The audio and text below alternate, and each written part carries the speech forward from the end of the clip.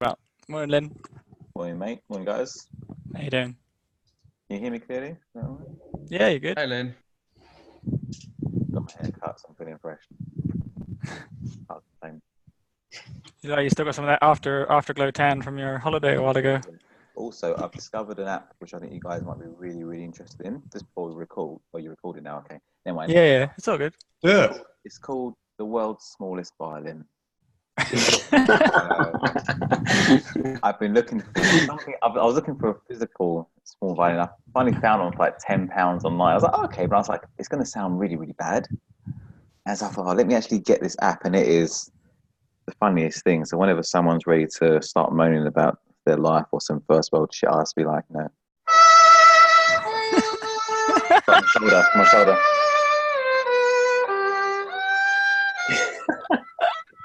No, so that's me. I'm thought I'd share that with the world. Wow, mate. Are you gonna get it out on the show today? I've never felt the need to do it on the show, so right. It's just usually in the office, whereas someone's moaned about some company policy. I'm like, mate, you don't have to work here. Like, if you don't want to, just go. You know what I mean? That's brilliant. Fun stuff. Like it.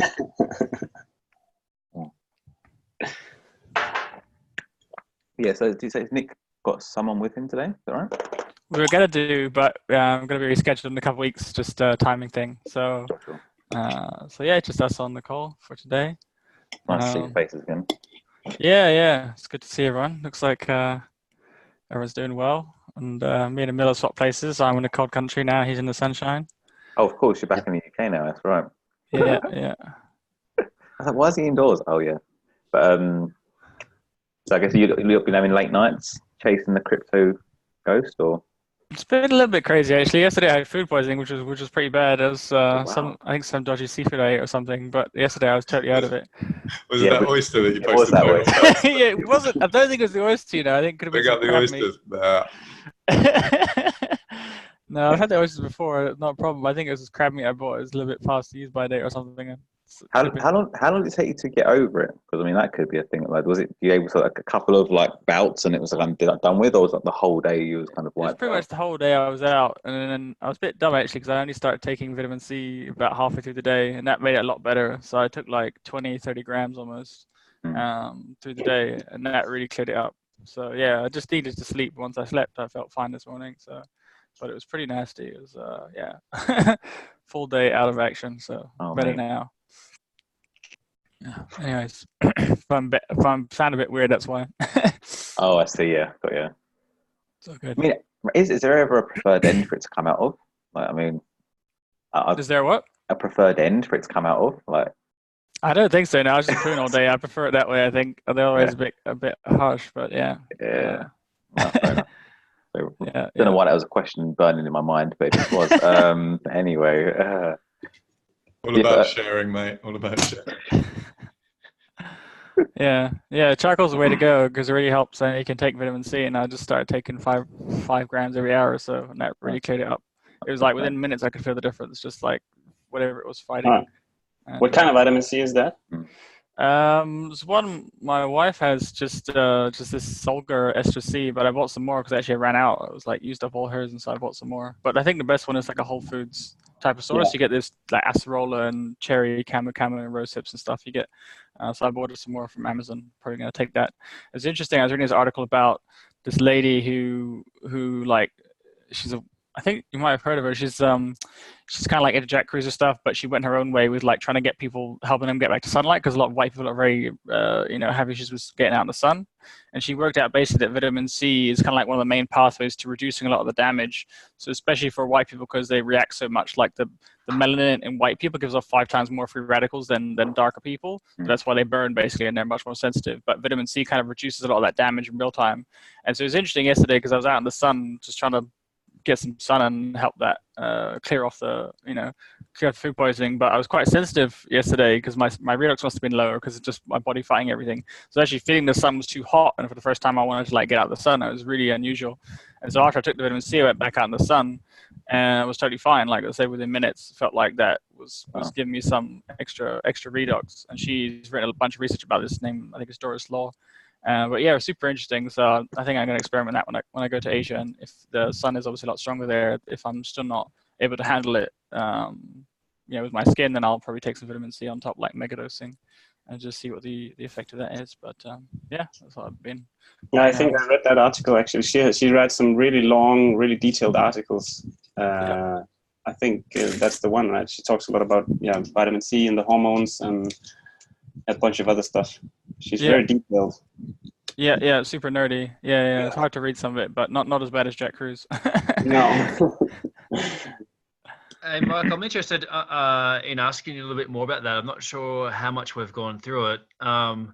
Like, how deep are you into Jack Kruse's work? And I know there's probably some other people that you're interested in as well. Like, have you like read through all of his stuff and sort of take bits of it and do your own stuff, or do you sort of take his and a bunch of people's stuff, or do you mostly kind of just do your own thing and kind of pick up bits of information in a couple of different spots? Like, how do you? Because most people that I know that are into this kind of stuff, and maybe me a little bit, we kind of just go, oh yeah, read Jack Kruse, and then that's about where it stops. So it's sort of interested on kind of where you're at with it and how deep you've gone. Yeah, I think I started reading his stuff maybe 5 years ago, and so obviously he's a bit more mainstream now in the paleo sort of health communities. But he was the first one to kind of really bang on about light, obviously, and how that was more important than diet and exercise. So all the paleo wellness guys are always banging on about diet and keto, and he was the first one to really say, hey, it's more about light in your environment. So I think he was pretty on about that, like right. And he's got a book called Epi-Paleo-RX. I think that's probably the most accessible version of his writing to read. Like normally his writing is really rambly, and he's obviously a doctor, so like he uses big long words, and he doesn't know how to punctuate and separate his paragraphs. So he's really hard to actually read his online stuff. But the book is really good, and I think that I probably recommend that to most people, like who kind of get stuck trying to get well. But then his kind of philosophy is if you don't fix your environment, then no diet exercise can fix your problems, your health. So to get well, you have to get out of the environment that made you sick. That's basically his kind of whole philosophy.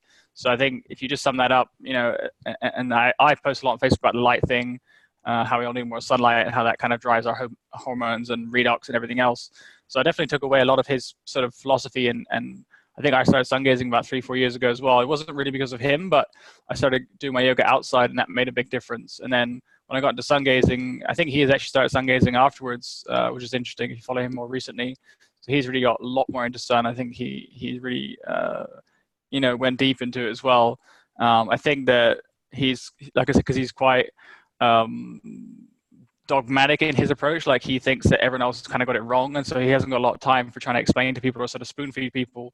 But yeah, a lot of people are quite entitled in terms of like asking for help, and I think he's not the most accessible person. But I think probably out of 3 or 4 people that I would follow would be one of them in the sort of that health community who look beyond the sort of standard conventional advice. How does sun gazing on a practical level differ for whiteys type whatever it is one versus maybe people that are naturally have more melanin like you? Yeah, well, as much.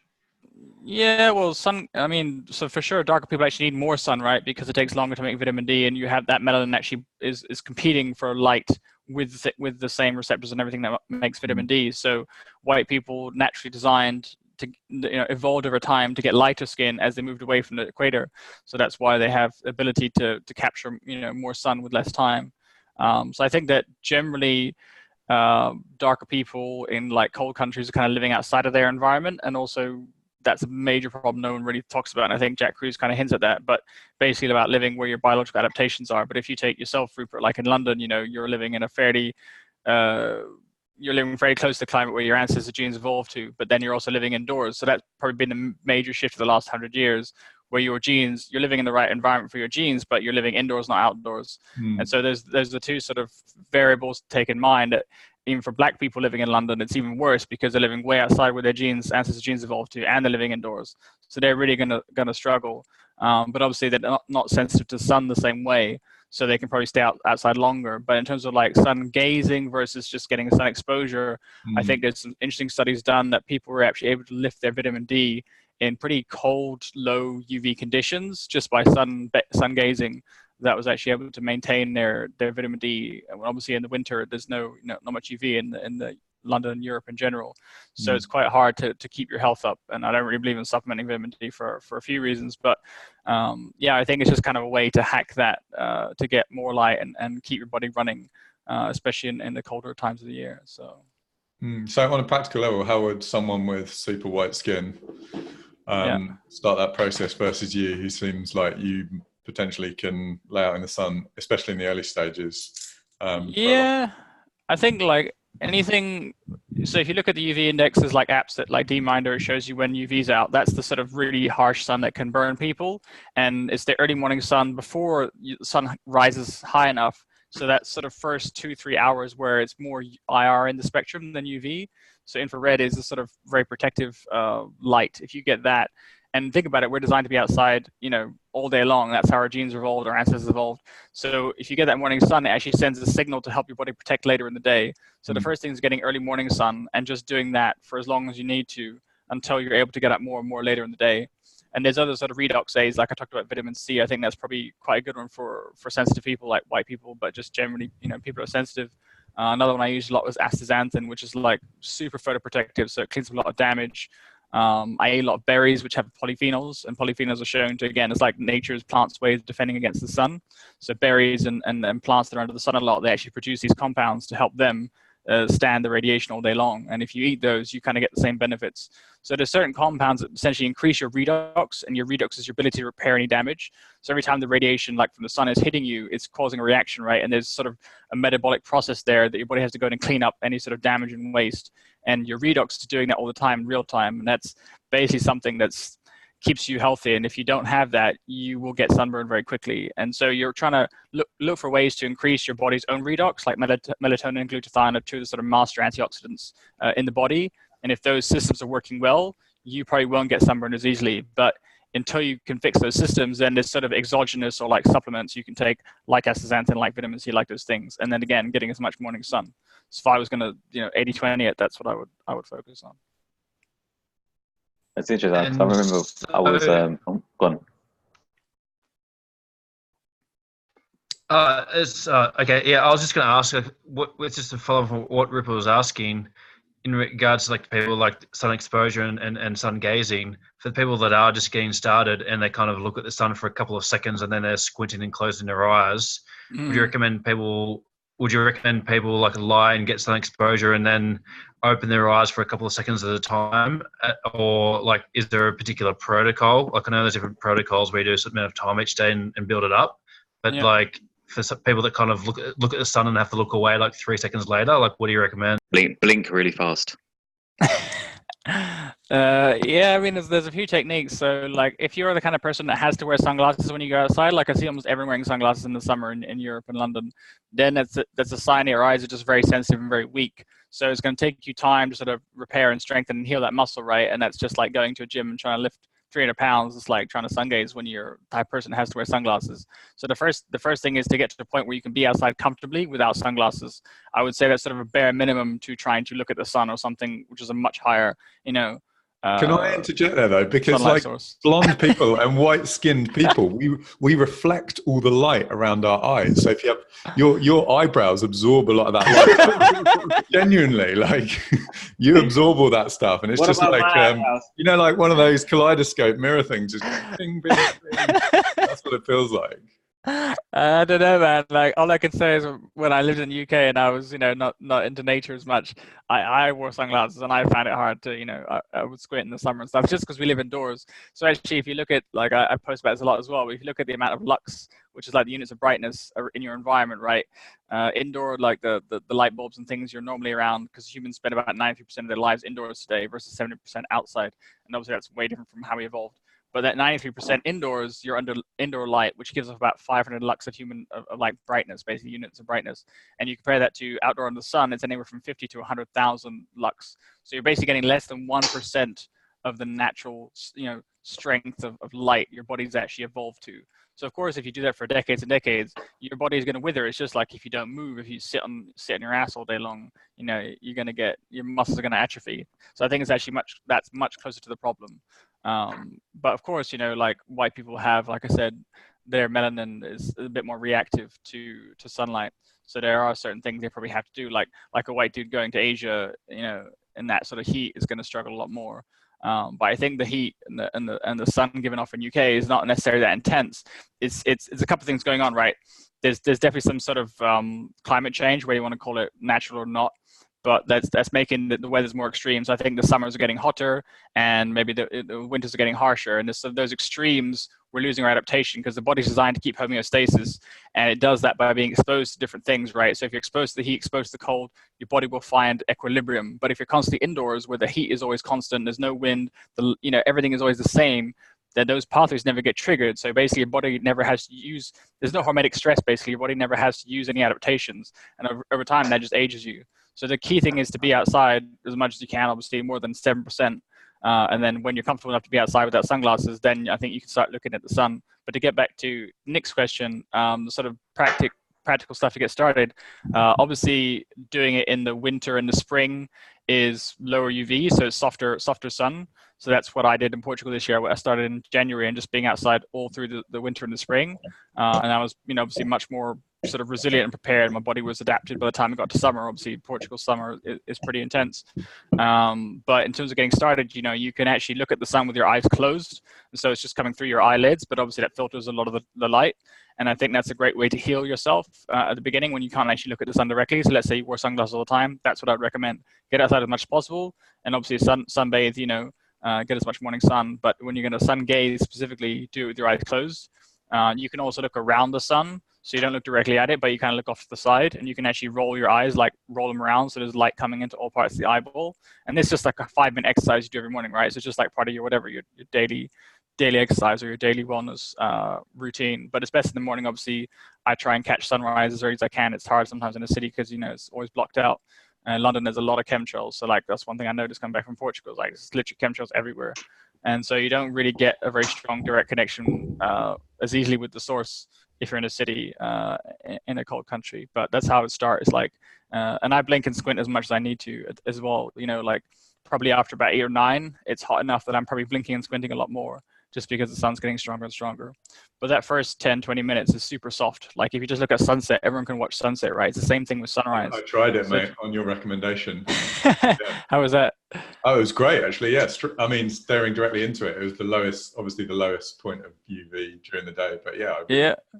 It was a really good start. Could you do it from London? Where did you see it from your place? It's quite high. It was from the Olympic Park. I was out for a walk and just staring directly at the sun just before it goes down, where it's obviously the lowest possible amount of radiation, and there was no problem. And I can imagine myself building up to doing more of that for sure. Yeah. So I think probably sunset is easier for most people because they're awake after work, they got time, whereas sunrise is kind of a difficult time. Everyone's rushing to get to work or something. It just doesn't fit into their schedule.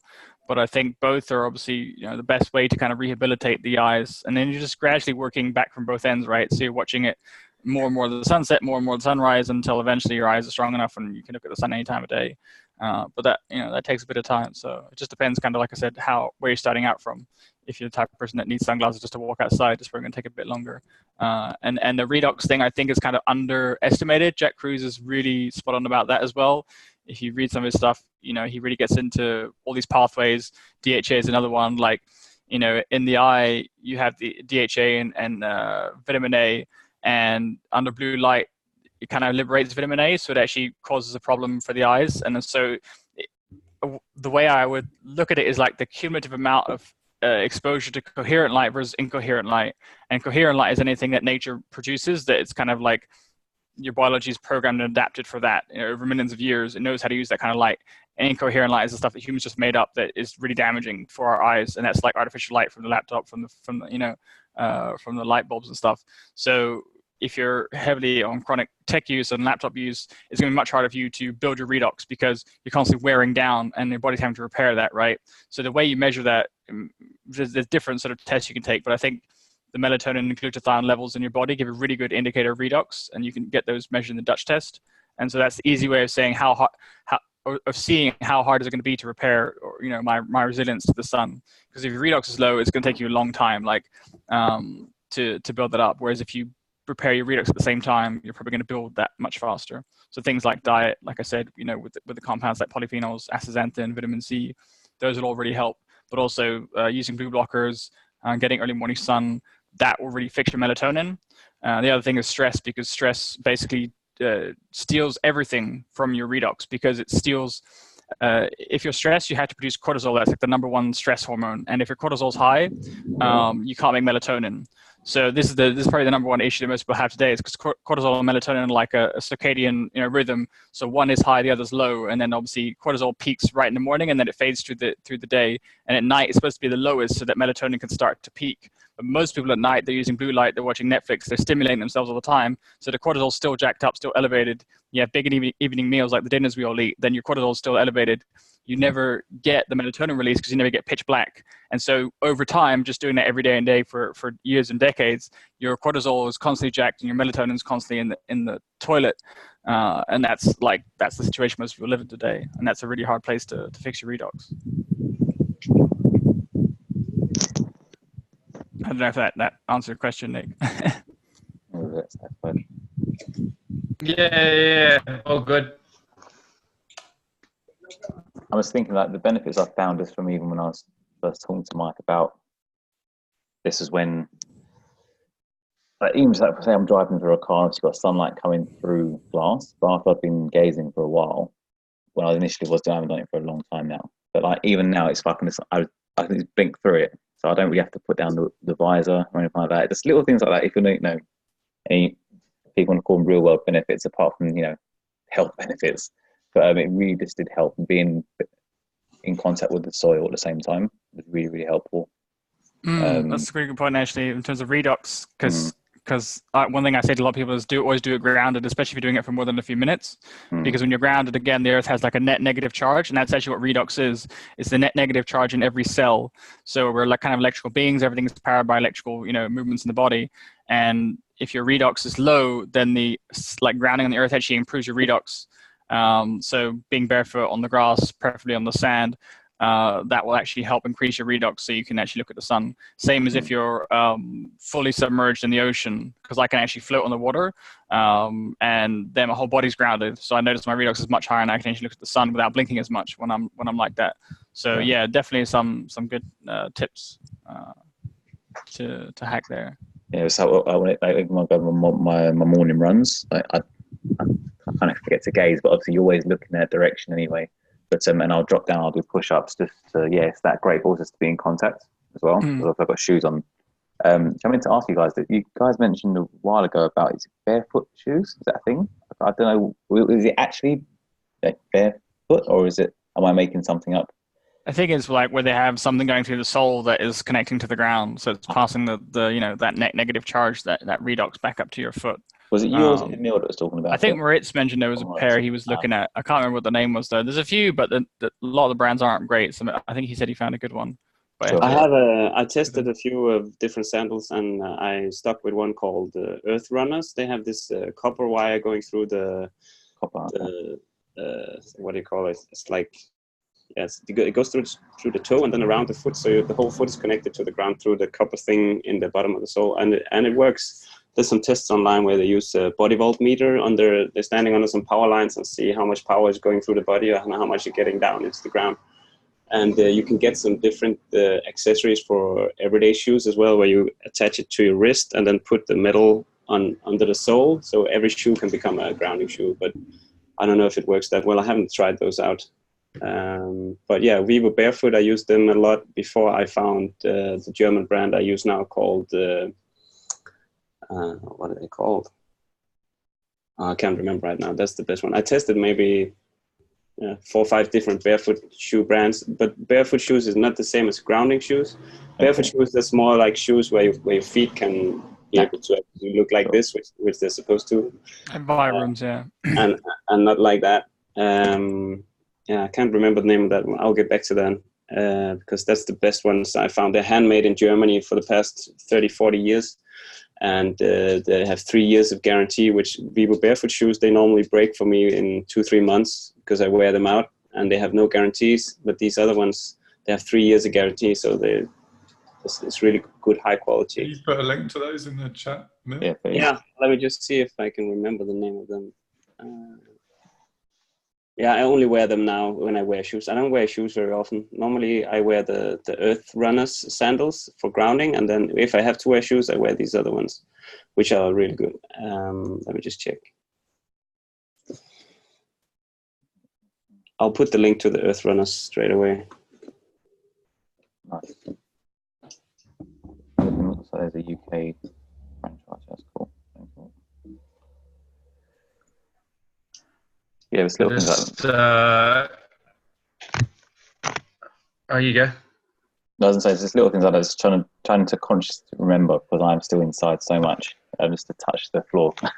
But then even then, if it's like a public park, the way they're treated, like I don't know how great it really are compared to being somewhere like an overgrown wilderness. You know, like the quality of the soil would be a lot different to that in a public park, where they probably every now and again they'll treat it with something, you know. But maybe it's out there long enough where it's able to replenish itself to some extent. But I think for grounding purposes, it doesn't matter too much as long as it's not sprayed in something like, you know, I do my yoga practice outside in the grass, grounded, and then some US guys are like, "Oh, does your skin get itchy?" I was like, "No, is your lawn sprayed in glyphosate?" And they're like, "Yes." So that's kind of the main problem if you're trying to get in contact with nature. But just for grounding, it doesn't really matter. I think some bowling ball. Huh? This is my Wilson. shungite that's at the foot of my bed. What is that? You know shungite? Oh, wow, it's huge. Oh. Yeah, it's for clearing electromagnetic energy and grounding and stuff like that. This is at the bottom of my bed. I thought you guys would enjoy that. Oh, so you don't have to wear a tinfoil hat. You can just have that at the end of your bed. That is brilliant. That is brilliant. And what kind of surface area does it cover, Nick? I couldn't tell you, but it's like enough for like a whole property. I'm sure it's like it's like more of like a big feature, like house piece kind of thing. What Usually material? people wear like a little pendant. Yeah, Sure. that one's huge. It's shungite. Have you felt That's it? the name of the material, yeah? Shunga. How do you spell that? Shunga. Shungite maybe. Yeah, Jack Cruz is funny. yeah. He puts lead all over his house, which I think is not the best because lead can cause problems. But you know, there's definitely different ways to kind of shield yourself if you live in a really EMF dense environment. Oh, it's super dense carbon. Okay. Well, obviously everything's carbon, but yeah. Okay, cool. I'll look into that. Cheers. It's interesting. Do you guys think there's any environment within city living that you can kind of fit all this stuff into on a practical level? Because I'm just kind of really doubting it. I think the best thing is to have a park on your doorstep, and that way you can kind of reverse that 7% outdoors, 93% indoors as much as possible on like a daily basis. It's really about having a daily practice, because I noticed that if I just got that daily yoga outside, it made all the difference, even though I was spending still 90% of the day indoors. And it was a cumulative thing, right? Gradually, I was more and more drawn to nature until I left the city. But while I was still in the city, that did make a big difference, having like a park on my doorstep or a garden on my doorstep. Yeah. I mean, from a practical perspective, it's not, starting from a better starting point is a much better idea. I think, being way out of the city, I certainly feel like it's calling me. But if you can find a rooftop somewhere and see the sunrise every day, you have a really good start. And the same with the sunset. That's say probably the most important ones to connect back to nature when you're in the city, because if you don't have any trees or grass around you, you can always connect with the sun if it's there, and you just have to get high enough to see over all the buildings. So if you have a rooftop somewhere, you can watch the sun. I don't know what time it gets up in London. If it ever gets up. Doesn't ever get up. Question. Let me have a look. No. I wonder. Maybe even that's probably a way to help hack it, because it is. If you're so deficient and you're so new to it, because it is overcast all the time, the sunlight is still getting through, just at a reduced rate. That might be a great way to start to stare at the clouds. But even just staring into the clouds back in the day, or a blue sky, can like kill your eyes. So it could be a way to wean themselves or start Mhm. getting onto it. For me, as And well, even I if think that- even if you can't see the sun, you'll still be up exactly at sunrise, and that helps you reconnect with your circadian rhythm, which is really beneficial for health. Well, even without the sun coming through, you're still up at the time where everything wakes up, your body wakes up, and all these processes start happening in the right order. So that's really helpful as well for connecting back. Yeah. Well, if you got a lunch break from the office, just like pop outside and just stand in the middle of the high street, no shoes on, to stare at the sky and to see. You'll get left alone. That's for sure. Maybe someone will throw you some money. You're getting both physical and material wealth. I can live with that. But yeah, no, it's cool. I mean, what about yourself? What's your guys' latest health goals? I guess. Also, you've probably got a continuing one in the background. Do you have any current things you're currently trying to add to your practices or to even delve deeper into for implementing? It's for everyone. Well, I'll go first because I'm kind of working on something. Like I mentioned, I started in Portugal in the winter and the spring here, and getting through the summer, and I figured that'd be good preparation to kind of get back to Asia. So like my genes and my ancestors kind of like half white, half European, and then half Asian, right, Indian side. So I'm kind of in the middle of like I have some adaptations towards the sun and some adaptations toward the cold, like mitochondria. If you look at like Jack Kruse talks about. Your mitochondrial DNA that you inherit from your mother actually is different from white people and black people. So there's sort of adaptations where we move to cold countries and then our mitochondria actually separated slightly to create more thermal heat. So it's a way of keeping us warm. So from a sun perspective, because I focus mostly on the sun as a way of kind of keeping healthy, I actually, when I was in Asia last year with you, Emil, like I was out in Thailand, like for the first 2 hours I was fine, but then it was really started to fry my skin. Like I could feel it was just way too strong for me even still then. And so I figured, okay, let me go back to Europe and come back and try and adapt to that first and get that, tolerance built up. And now I'll go back to Asia because now I can stay in the sun pretty much all day in Portugal in the summer now. And so I figured that's a good sort of step. But yeah, that's kind of my goal, is to see if I can be outside all day long under the sun in Asia and not get burned, and see how my redox is basically in that environment, and maybe take some vitamin C in the short term to kind of give me a boost there.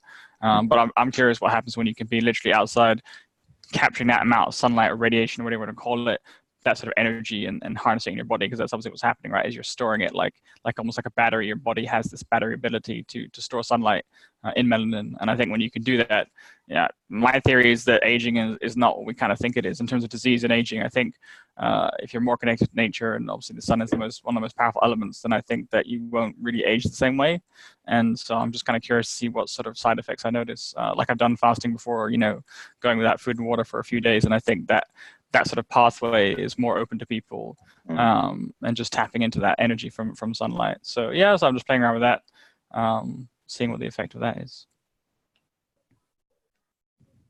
How you other guys, what your plans, or what things you're going to try and bring into your daily or weekly routines to? I'm doing a lot of crazy stuff at the moment. I've basically taken everything I learned from Michael and then researched on top of that with all the peptides and the sun and actually the movement monk stuff with Benny that we were supposed to talk about today. And it's just accumulating now. I feel amazingly good at the moment. I feel super strong. It feels like I'm putting life back into the vessel again. Like I've been frozen and haven't been able to materialize as well, and now I'm just adding life force into it. I'm doing the sun gazing. I'm getting up in the morning. I'm watching the sun set. I'm doing maybe 6 hours of movement monk every day, and I just feel like with the peptides and everything, I just feel like there's no end to how good you can feel. And I guess that's what people start talking about when they get to really high levels in yoga, where the body is just totally loose and there's no tensions left, then the life force can really flow into the body and you can feel totally different just by moving. And it's amazing. So I hope you guys can join on the show where Benny will be here, because what he's on to is really something. It's not just another yoga or qigong exercise. It's really he tapped into something where he can combine all of them help you release tension and open up the body. And you're doing for 6 hours a day, I'm sure we'll all be very interested in. Yeah, but I'm doing it a little bit in the morning, and then sometime in the middle of the day, and then in the evenings, and it's addictive. I can't stop again. So if I want to do something in the evening, I watch the sunset, I go inside and I do the practice in total darkness with my eyes closed, and it's like very intuitive. So you get into it, and you just can't stop again, because you get it's a little bit like I guess it's dopamine and serotonin. Like you get through some new tension which you have worked through for many weeks maybe, and it suddenly pops, and you just feel like blood rushing through and energy rushing through that point, and feel totally different. It feels like you're getting animated again as a spirit or a body or whatever, and before you're just stuck or frozen. And so if I want to do 2 hours before bed, I sometimes end up doing 4 hours or 5 hours, and then the old Emil would say, oh, now you're losing good sleep and melatonin. But actually moving in that way and releasing tension before sleep is like a meditation, so the sleep is even deeper and even better. And then what happens during the night is really, I had this massive breakthrough last night. I actually, after about 2 hours, I wanted to go to bed. So I went to bed, but I couldn't stop moving in bed. I wanted to do more stretching and releasing. So I put myself in weird positions, and I found a really, really deep stretch within my buttocks. And it was connected to my perineum as well, the root lock. So I was locking the root lock while I was stretching my buttocks and my hamstrings, and I started going into cramps. That's also a really good sign that you're really deep and starting to release some stuff. And it was cramping. I could feel the energy build up, and then it suddenly released. And then I slept amazingly after that. And with some of all the magnesium I'm taking as well, I really go deep, and I release a lot of stuff from the brain and the body, and all this in connection. I just felt like I was going through, like, I don't know how many years worth of therapy last night, just by moving through all those tension and then releasing and during the nighttime. So I was kind of like a past life review or something, like where you review a lot of stuff and then release it. But that's only because of the tension releasing that the body is knowing, because of the magnesium and because of the sleeping in all black darkness and watching the sunset. So all those in combination is just like massive therapy, and it feels absolutely amazing. Sounds it, man. That's all. Awesome. Happy for you. That's awesome. Yeah, I can really recommend that Movement Monk stuff, and of course all the other stuff we've been talking about as well. It all works, and the more of it you do, the more of it you combine, the better it will be. It's really interesting you saying about doing your movements in the darkness. That's actually a practice with my father's martial arts school that he used to do. At the end of the session, every now and again, he'd turn out all the lights and everywhere in the building. And you'd be either sitting down, and he said, you can do what you want, you can stretch, you can just sit and meditate, or stuff like that.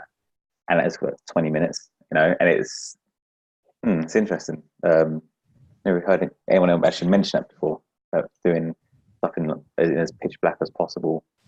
It makes you connect completely back into the body, because there's nothing else. There's just you, the body, the sensations, and you can. And then you move really slowly, and then you find a spot, you stay there, and then you can just feel the tension building up or the tension releasing and all this. So you get way more sensitive, and it's like a moving meditation, because you can't think about anything. You're just there with your body, and whatever the body is doing, releasing or tensing, and it's just, I've never had that connection to my body my whole life. I've been doing yoga and qigong and all these things, but it's not until I started the Movement Monk that I feel like, oh, I'm actually finally connecting to my body, listening. What is it telling me? Is it tense? Is it not?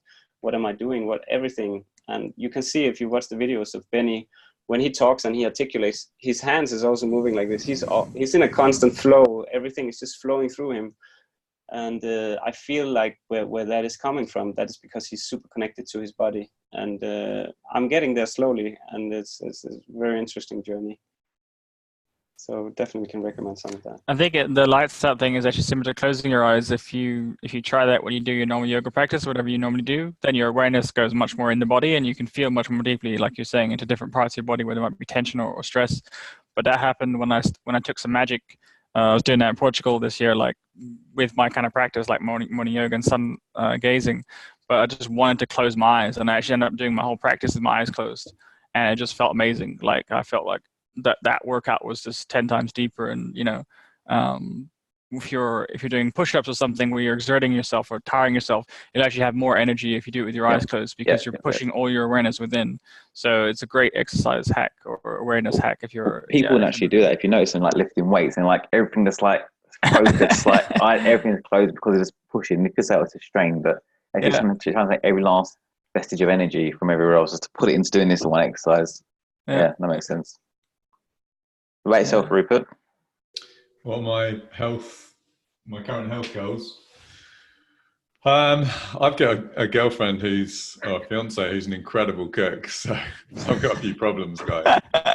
I suffer with that also. She actually she got featured in BBC Good Food recently, so that's only compounded my problem. Had a bloody delicious chocolate ganache for dessert last night. So I think I'm just becoming more conscious. My stuff's more about I'm happy where I am fitness wise. I play quite a lot of connected racket sports, and I'd much prefer playing tennis, obviously, because it's outside. But I think overall, my fitness stuff I'm real happy with. But my one thing that I'm always battling is diet, because you just become more conscious of where stuff comes from, and then it's like, what are you really putting in your body? So, for example, we went to the coast the other day, and in the UK, I'm sure you guys know, you can get like a pint of prawns. That's like a common thing. Like if you go to the coast in a fisherman's town, you can get a pint of prawns. We walked into this fishmonger's on the coast, fishing boats around, seagulls about. We're like, oh cool, where are these prawns from? It's like, oh, Vietnam. Thailand. Yeah. Like, okay, cool. How about these langoustine? Yep, Malaysia. And I think I was like, well, even the most authentic places, I'm still getting farmed shit from all around the world. And when you live in the city, unless you're Amazoning, or was it Amazon Fresh, or the delivery stuff, unless you're getting everything delivered all the time, like sourcing local stuff that's not from a million miles away, very difficult. So I'm just focusing on trying to push our diet towards what, actually not just eating what's in season because it's a good idea and supporting the local economy, but because it's actually probably the right thing to be eating anyway. Local and fresh. Do you go to any farmers markets, like for sourcing, or? Well, we do, but actually, if you look at if you look at a lot of those, it's all, a lot of it is all from a long, long way away anyway, and it's just got a lovely London, gentrified rebrand on it, which makes it. So it has to be authentic. So yeah, we do go to some farmers markets, but we're pretty selective. Like I've been to that one in Ealing, I think. That you went to, and it is great. But you have to ask the questions like, where's all this shit from? And so for me, I'm just fighting uphill with my delicious meals that I literally just do the washing up for every day, which I'm so happy about. It's a hard life, Rupert, and I know your struggle. Have you got the same, mate? Exactly the same. And it's like a blessing and a curse, right? 100%. Because I'm in absolute bliss whilst consuming, and then afterwards I'm like, and like I said, doing the dishes. If we don't have a dishwasher, and it's just thinking about these things. But I'm like, it's not in the mainstream sense of things. It's not junk. It's good, healthy food, and it's still good food. Yeah. But it's because you're thinking on another level. Like, okay, well, how is this produced? How is it grown? Stuff like that. It's like, one thing, Michael, you said a few episodes ago is about nutrient density, and I'm like sat there eating this delicious like chicken curry or whatever it is, and I'm like, oh, it's incredible. But then I'm still thinking in the back of my head, like, this is still, as much as it was, organic as we could afford, or it's still, I know it's not real. I know it's not like anywhere near what it should be? Mm. I think a couple of things that helped me with that, because my wife's also a great cook, and she used to feed me a lot, and I really struggle with that. One was to focus on like getting as much nutrition in the early part of the day, where it's kind of more under my control. And I actually don't have big dinners anymore. Like I mentioned, big dinners is another thing that keeps your cortisol up and delays sleep and a bunch of other things. So I try and get more of my food and calories in the morning and at lunch. And then the other thing was also just generally helping my wife along that journey of health. So she became a bit more health conscious. She was actually vegetarian for a while, and then had some health issues just from like kind of nutrient deficiencies, which is very common on vegetarian vegan diets, especially today with the soils all depleted. So another reason why I like Jack Kruse and his stuff is he's all about saying get your minerals from the sea, because that's the only place where it hasn't been completely emptied, like farmed. You know, the soil today is completely devoid of nutrients. So a lot of land, vegetables, and animals don't really have the same health they used to. But getting her sort of more aware on what's healthy and what's not. And she's actually working with a health practitioner now that I recommended to her. So she's testing her labs and she's doing a bunch of stuff. So she's getting much more aware. She's much less likely to go out and make me, I don't know, some massive curry every day. We still might, you know, eat out once in a while, or she might make something nice, but it's a much different dynamic to how it used to be a few years ago. So. Is there still a part of you that's really sad that you introduced her to this stuff, because it means you're not getting these tasty goodies you used to get in the early days? I don't know, man. I don't really miss it. Like, it's funny. I really enjoyed it when she was like doing all that and cooking and everything. It's nice. It's great. But I just feel so good now that there's something I know.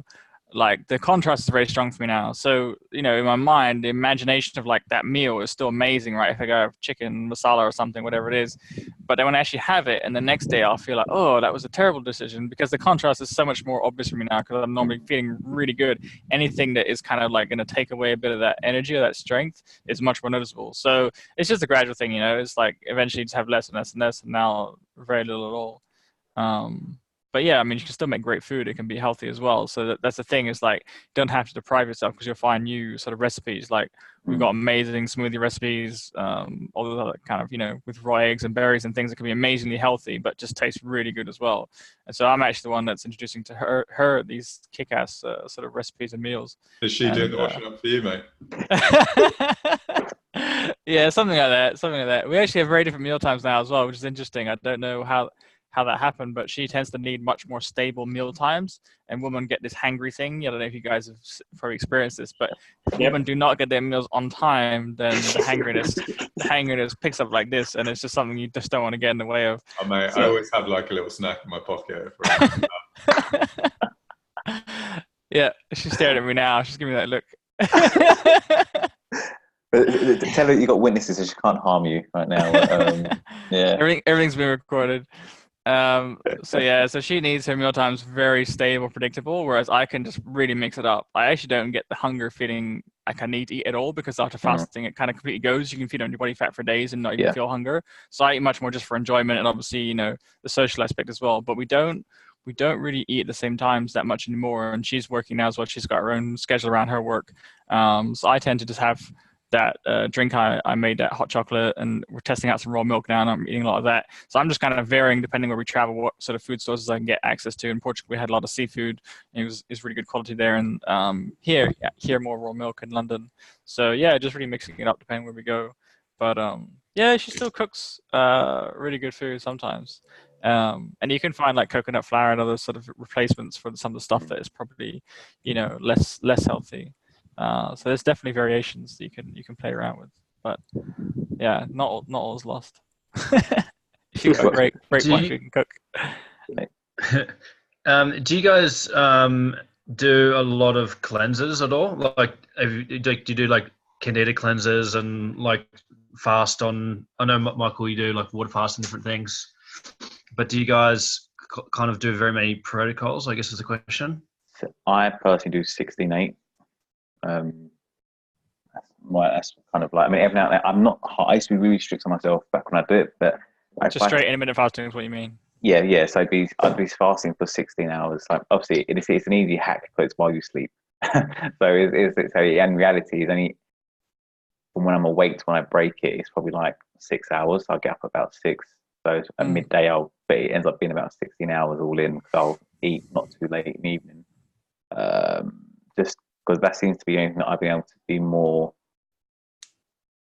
I'd ideally like to do more extended ones, but I've learned my current circumstances, situation, environment, and stuff, that's why I think to be able to actually keep up. So I thought it's better doing that than having something that isn't currently attainable and how everything is laid out in my life. So that's my personal, that's what I do at the moment. Yeah, I think I don't know, Jack Kruse said it, or someone said something similar about redox before detox. I think that's something people don't really understand, which is that if you're constantly doing detoxes, actually that's it has a lot of stress on the body too. And the reason why another guy I follow doesn't recommend fasting, because he says it's very yin. And so people are very yin today anyways, because of their diet and their environment. So if you look at that sort of balance, if you don't have solid mineral levels in your body and you start fasting or doing detoxes, you're going to push everything out of balance. So you got to be really careful to get into those things or get addicted to them, because you get kind of temporary high from that sometimes. It might feel like you feel better or you feel a rush or some energy, but to keep doing that is not necessarily the best for your sort of, long-term wellness. So I've experimented a lot with juice fasting and detoxes and different cleanses and stuff, but I never got close to the level of health that I am now with the redox. So I think that definitely fix your redox, and then fasting is great and you can definitely do it, but all those detoxes I used to do, I just don't bother anymore. I don't think they're actually that helpful. I tried those fiber cleanses and these parasite cleanses, and I know Emil's done a bunch of that stuff, and he'd probably say the same thing. I've done them all. Emil's probably done more than me. So. Tell us, Emil. I've done a lot of weird stuff. There's one called the liver cleanse, where you drink olive oil and grape juice, and then you wake up in the middle of the night and you have to poop out these small stones, which are gallstones. But I could never really figure out if it worked or not. But there's a temporary high from it, but I don't know. There's so many. So if you start digging into those rabbit holes, you can just be on never-ending detox. And I actually was that for many years, and I never really felt really healthy. But I was eating not very nutritionally dense foods. I was eating a lot of raw foods and a lot of vegan food, and then I was just detoxing all the time and fasting. And I do feel much better now that we started introducing seafoods and heavy meals again with raw butter, which Michael said was really good for us. We found a really good local one in Sweden, so we've just been eating this raw butter, and everyone in the family loves it, and we just feel like, wow, this almost feels like the best food we could ever eat. So we eat a lot of that and feel amazing. It feels like it's lubricating the joints and the body more than water. So it's been very different now after meeting Michael and talking about all these things and changing around everything completely. That's raw butter? Yeah, so from Ealing Market, mate. Nice. Gotta get some. Away from Vietnam, that one. That's actually a good follow-up question, because I know a lot of people sort of go pescatarian or do the seafood thing, and then with paleo, people aren't into grains and legumes, and then there's sort of arguments against dairy as well. So obviously, with the raw milk and the raw butter, you guys are feeling that it has some benefit there, or is it kind of some of the time thing, or you guys think that those arguments against dairy are not really that sound, or how do you guys feel about the whole grains, dairy, legumes argument?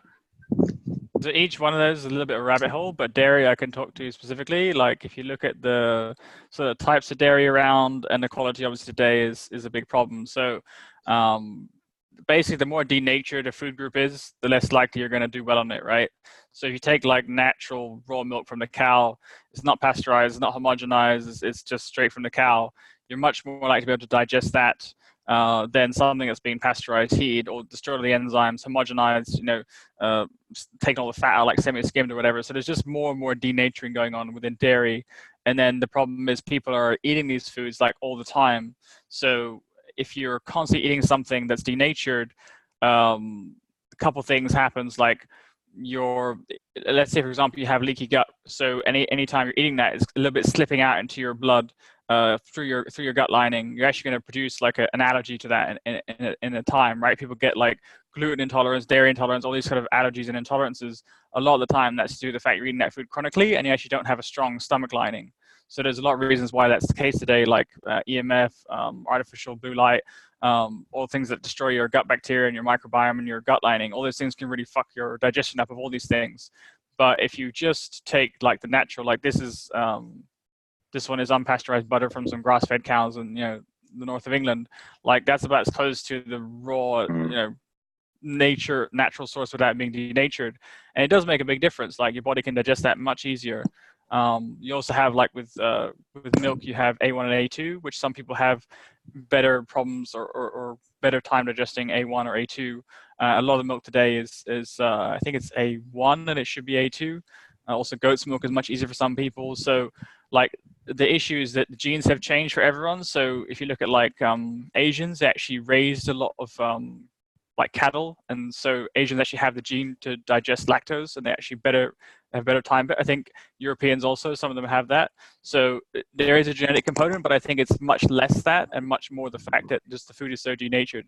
So all the problems you see around dairy and dairy intolerance, I think it's all the shit dairy people are eating today. And then again, if you're mixing food groups, so when I drink raw milk, I try and drink it just on its own with honey or just on its own. If you mix milk and you mix it with a bunch of other ingredients, again, your body's trying to digest a bunch of things at once, and that never happens. Like there never is the optimum way to eat or digest anything. So specifically with dairy, I think, I don't do well with shit like pasteurized dairy. I'll get clogged up. I'll get sinusitis, like block, nose, and feel congested very quickly. But if I'm getting really good quality raw butter, raw cheese, raw milk, yeah, I've got no issues. And I don't combine that with other foods because that again is a big issue.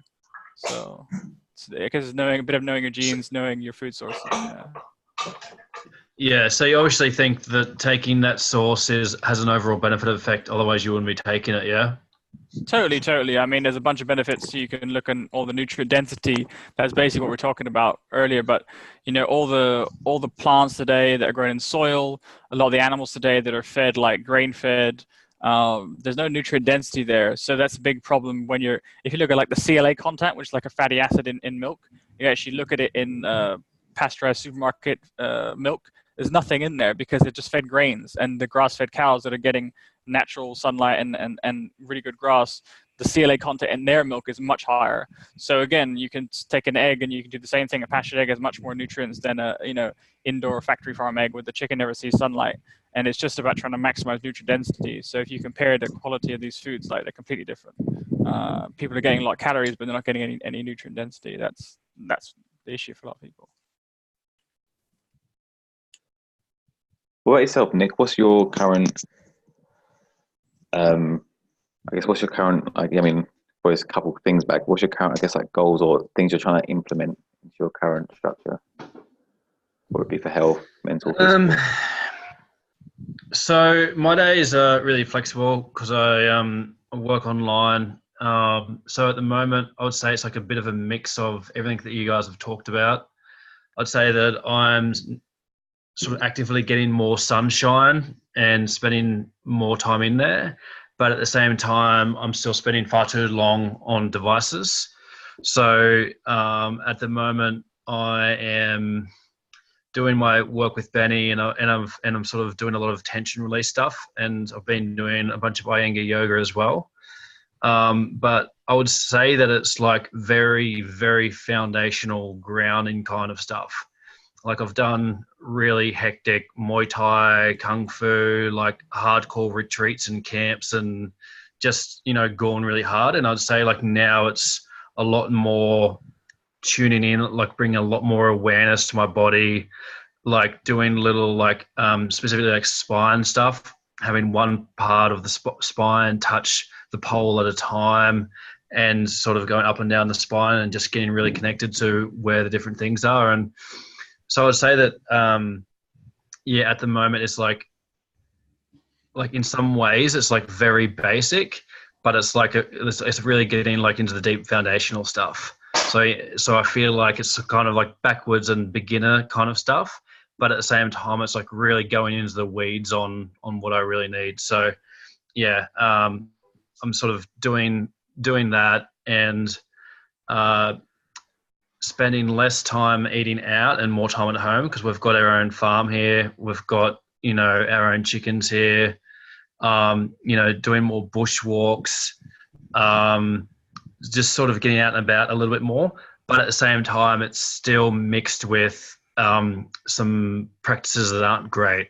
So I've kind of been in a sort of startup hustle kind of thing, and been in the crypto world, and juggling a bunch of things and staff and devices, and having a vehicle and a mechanic, so having to share a vehicle and not getting enough time at the beach house, and so it's kind of I've never really been that great at the sort of the daily routine and the discipline kind of stuff. It's more of just being like a free for all, kind of just do whatever. So I would say that I'm really going back to basics at the moment, getting more of my own food, eating more from the land here, getting more walks, getting more sunlight, sort of like putting into action a lot of this stuff. I feel like I've got like a bunch of like stuff that I thought was wisdom, but it's probably more knowledge. Like I know like a lot of the things that Michael and other people talk about, but that doesn't necessarily mean I've been implementing it over the last years.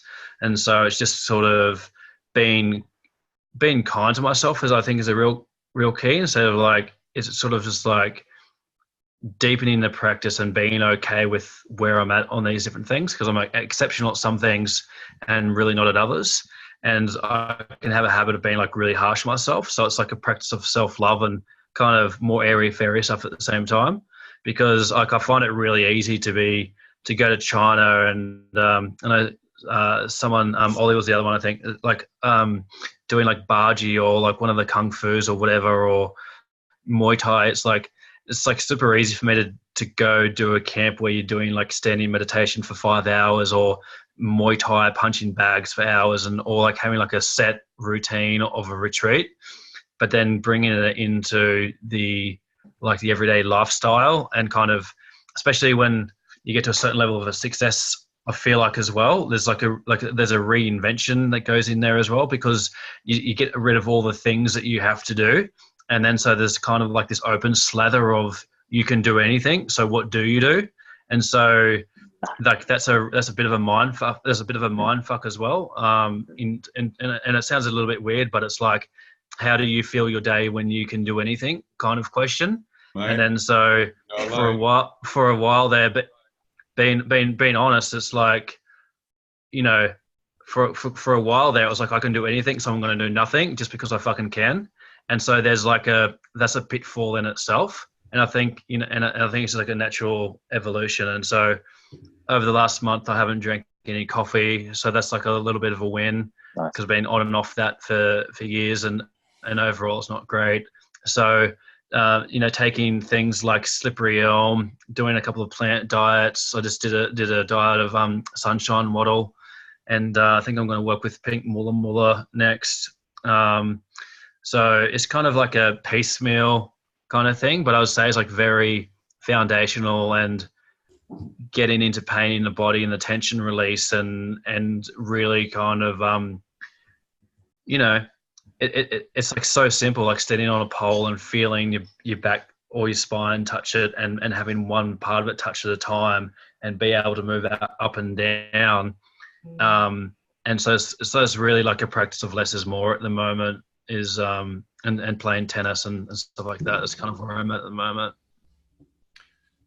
That's nice. It's so interesting what you said about when you have the time to do whatever you want, don't do anything. I mean, that's, all of you probably heard of the FIRE movement, the financial independence, retire early, and that seems to be one thing and one of the things that seems to be a way to treat it is that because a lot of people seem to be pursuing that lifestyle, assuming that just simply not going to work will make them happy, where that's not necessarily what it is. Like you were saying, it's I think what a lot of them were saying is to establish these habits or routines, these things you always thought you were going to do, or that you're going to do when you retire. Do it before you. And when I say retire, not you stop working, but before you have to do compulsory work. Just to you survival sort of work.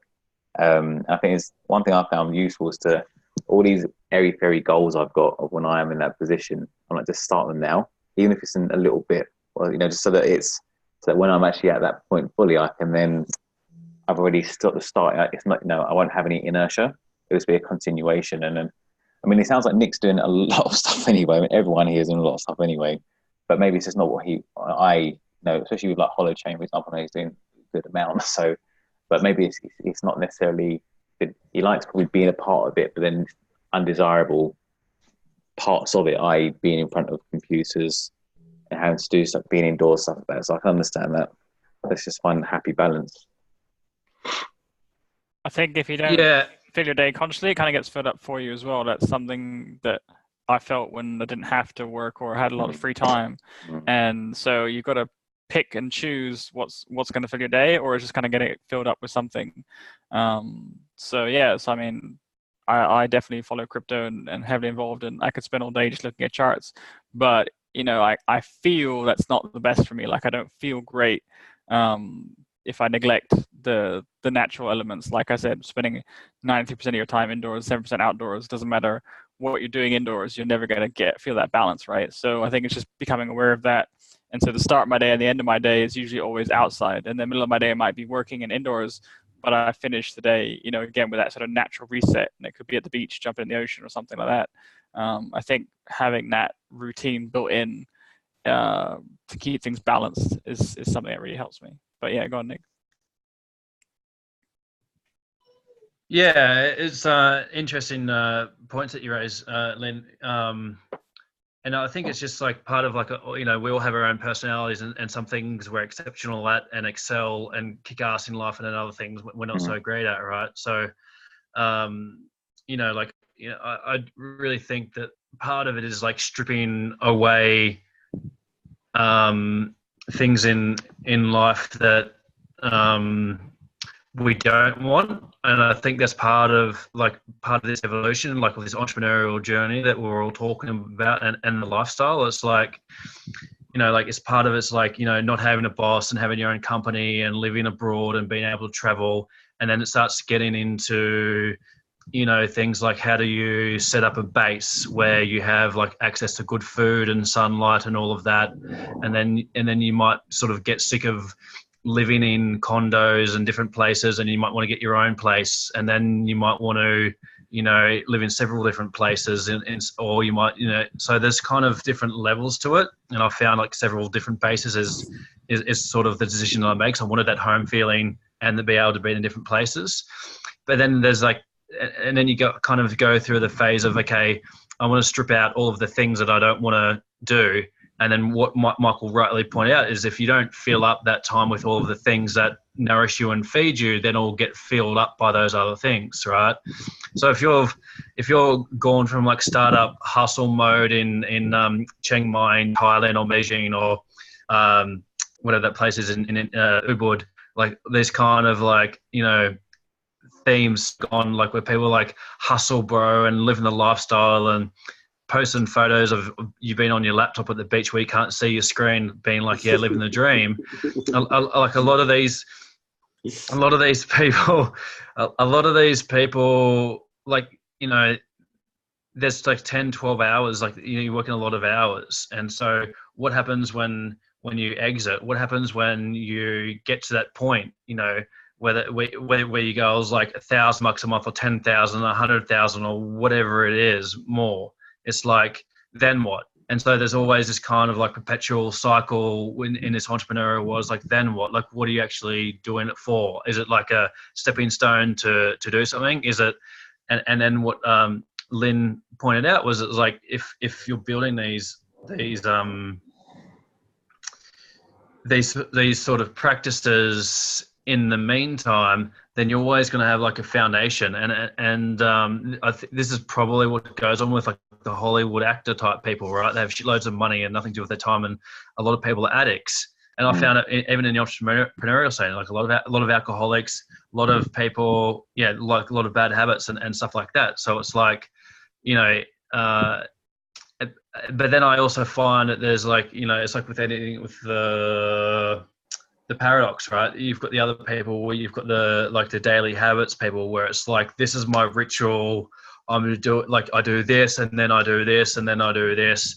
And then it's like, they have that if they don't have that, they just kind of get flustered and they lose their shit. So it's kind of, discipline may not be the right word, but I think there's kind of like many edges to that, and like I think with what Michael's talking about with the sun and being able to kind of take charge of your life in terms of like that self-knowledge and what Jack Crew's about with kind of like slamming people that just kind of want to be like baby fed.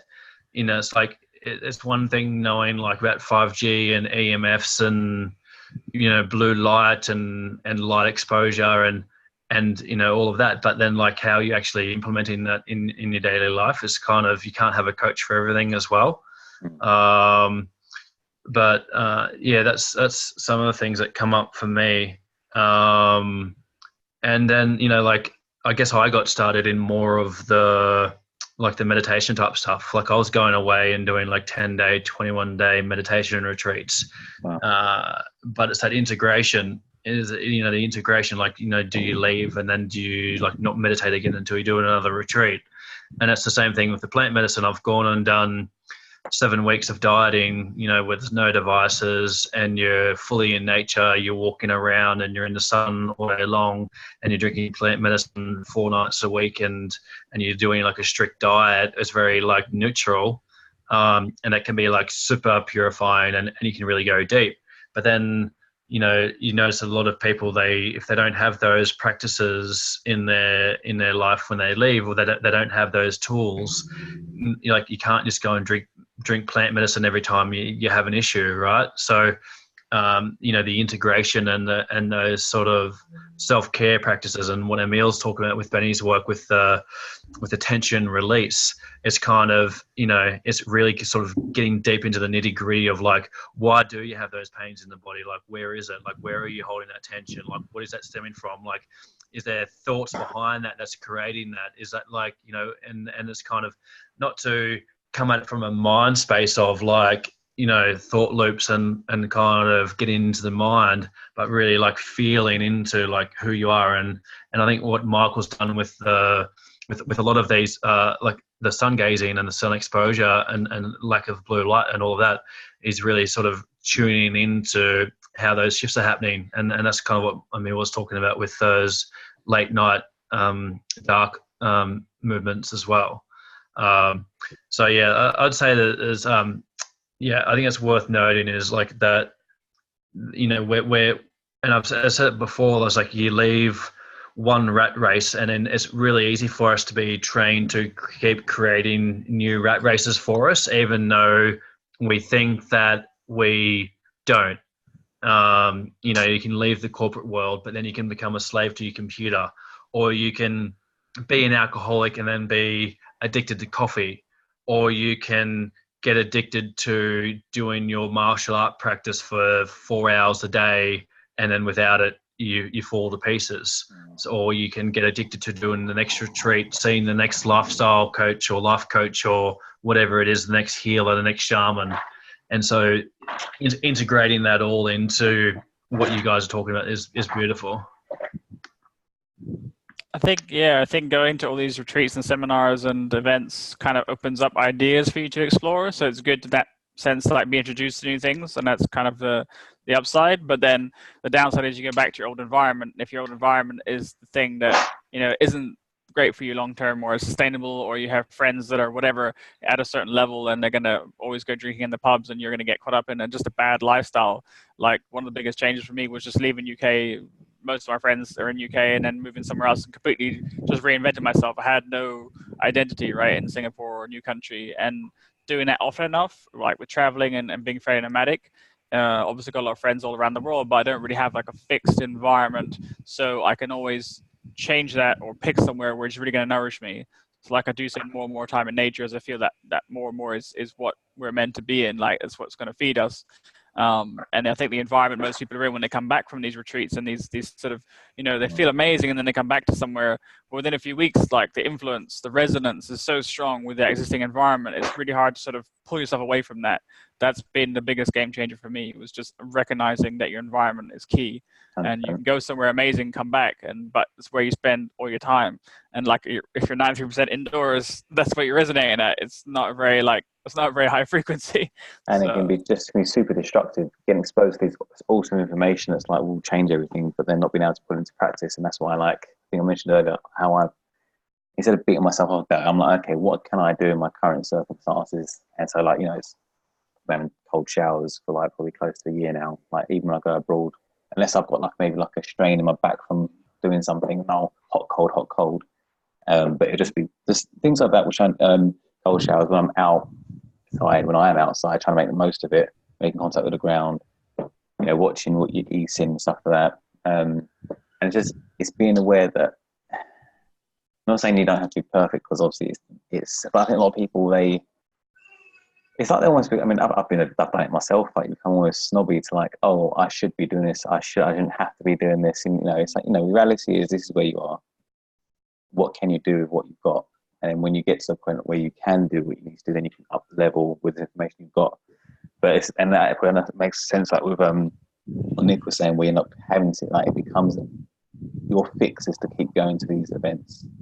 And to do them regularly enough for them to matter will basically mean you kind of live in the lifestyle you'd need to live anyway. So it's like a catch-22.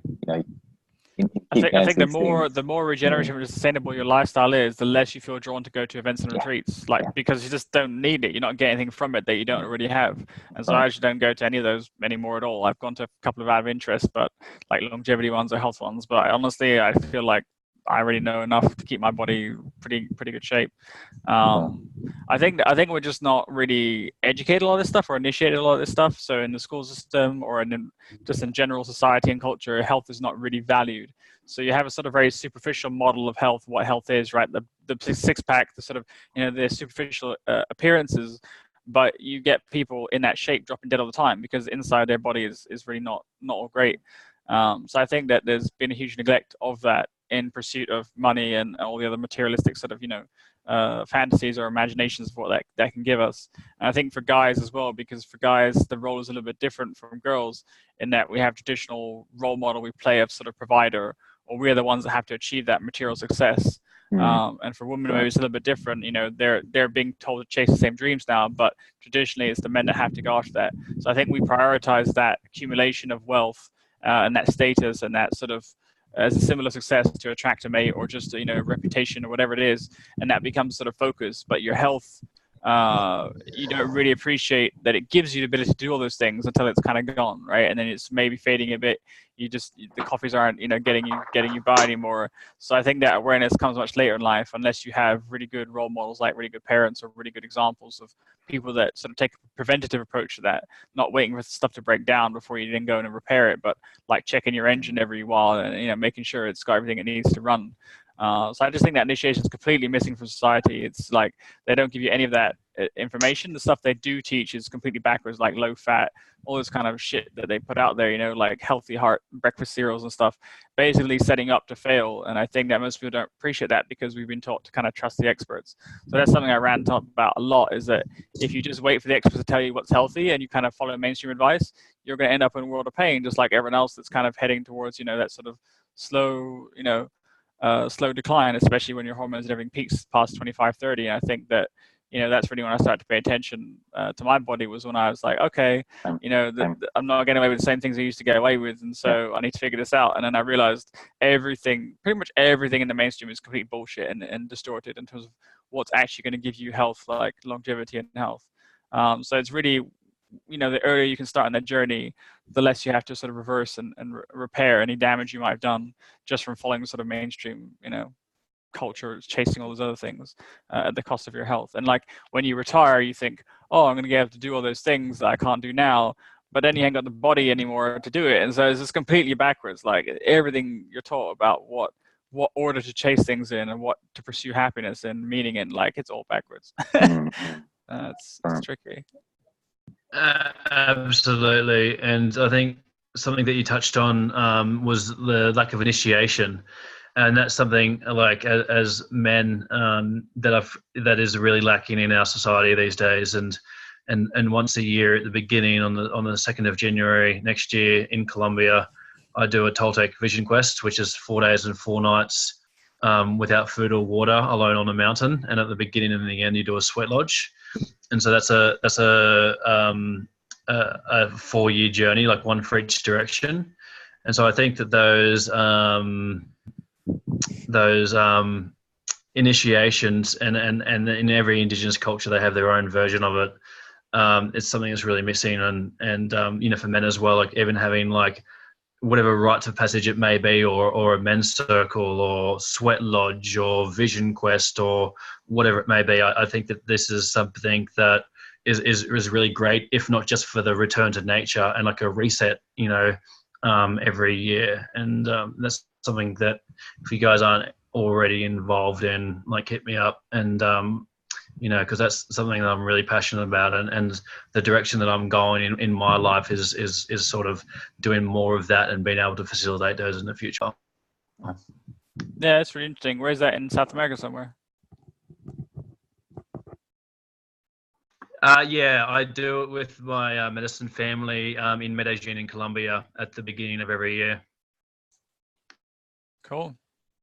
Yeah, I'm always looking for good sort of rituals or routines to sort of center and ground yourself, and get some awareness, perspective on things, and reflect. I think like magic's given me a lot of that this year, but I just do that sort of solo, and I really trust on nature and intuition to kind of guide me and give me answers.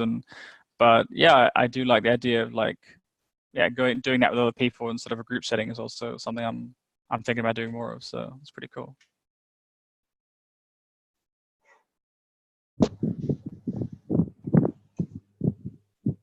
Yeah, I'm pretty happy with my medicine family over there.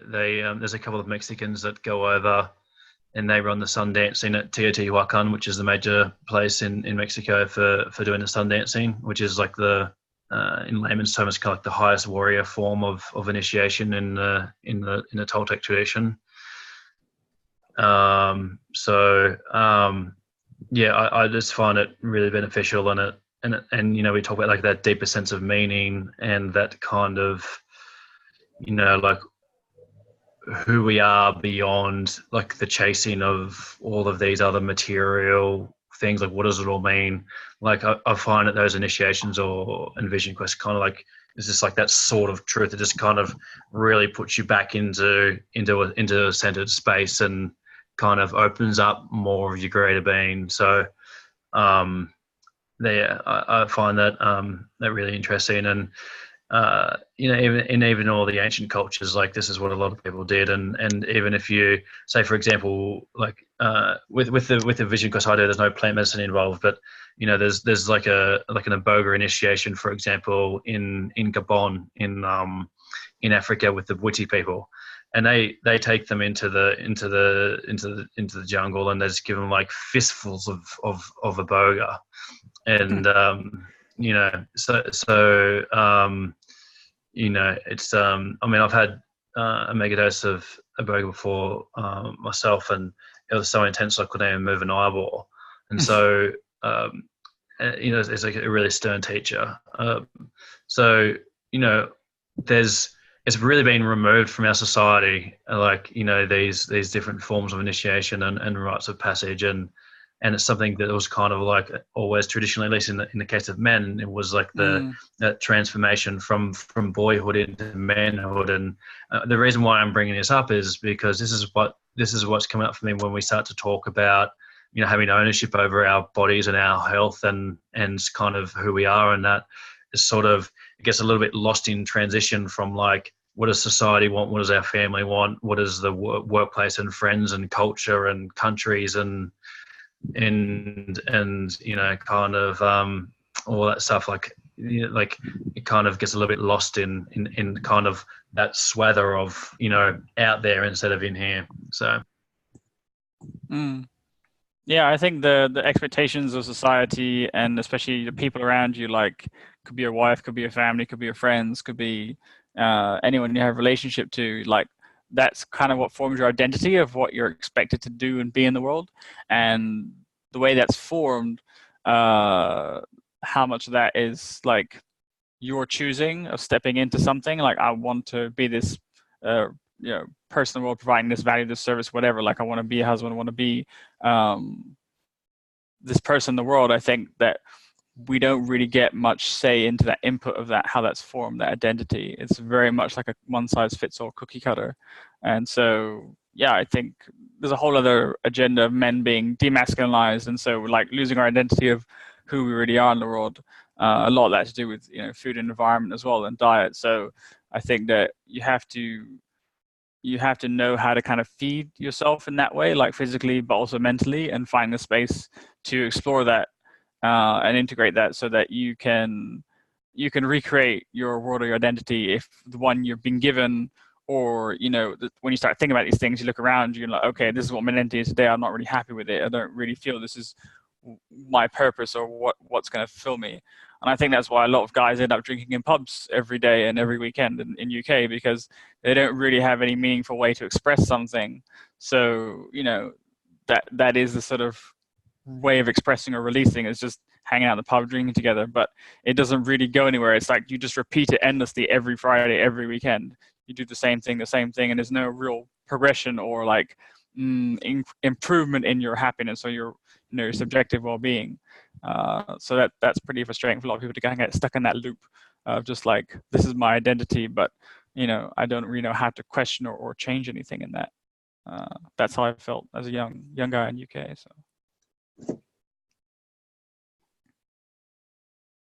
Yeah, absolutely. And this is kind of born from having that lack of connection, that lack of spiritual community, lack of ritual, or like the tribal nature. Like, it's only kind of quite recent when we start to think about that cutoff, from the last cataclysmic event, from when we were in really tribal advanced human civilizations, where being like beings of nature, where we kind of participated in a lot of these things. We just don't have it anymore. And so, a lot of people join the military for that sense of camaraderie, for that sense of whatever it may be. A lot of people go to the pub, or, gets really trouble with football matches, and it's just like, it's not there anymore. And I think that's what people are really craving, I saw this news about this British football club had gone bankrupt or something, and the people were so depressed because they'd lost their identity. And I thought that's so tragic that is something that can define people so heavily, that the football club going bankrupt is like the end of their world or something. It's just like, it says everything about the world we live in. I think it makes a lot of sense with the men's circles. I've joined a few in Sweden, a few different ones, and I got really intrigued by it. And I think I would like to do something here in Portugal. See if I can find someone who wants to meet one time per week or something. Like we're meeting here, but in physical, and then just do something like we could go for a swim or just talk around the bonfire or whatever, sharing and talking about some of all these things. Because men, as you say, Nick, don't really have any way to talk to other men about this stuff. So spiritually awake men, the ones that are, they don't usually go together and start talking with this stuff. So the only things they can do is go to the pub or go play football, go join a hooligan band or whatever. So it doesn't really make sense. We definitely need something where we can explore these ideas. It doesn't have to involve magic or medicines. Just talking, sitting around can be really beneficial for men as well. And if we just want to sit in silence, we can do that too. But it's definitely a nice thing.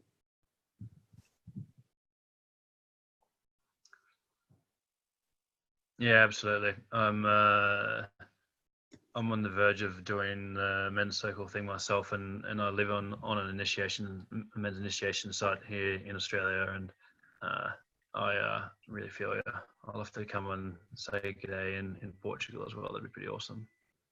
Cool, that would be great. Oh, this is the thing you're doing in where is it, in Mexico?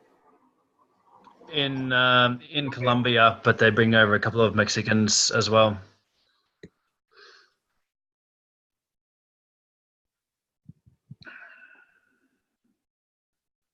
Super cool. I haven't even been to South America yet. It's one of those on the list. If you guys are If you guys want to stop the recording, I can maybe talk to you guys a little bit about it as well.